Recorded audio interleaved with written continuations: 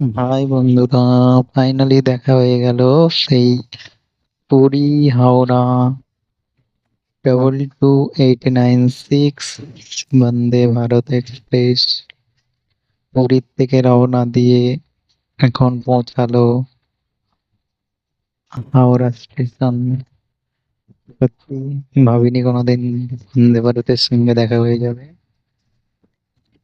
আজ ফাইনালি সামনাসামনি বন্দে ভারতের মুখোমুখি দর্শন।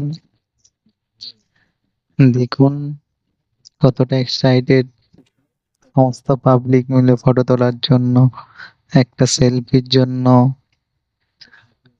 অপেক্ষা করছে। সেলফি নিতে নিতে আমিও কয়েকটা সেলফি নিয়ে নিলাম।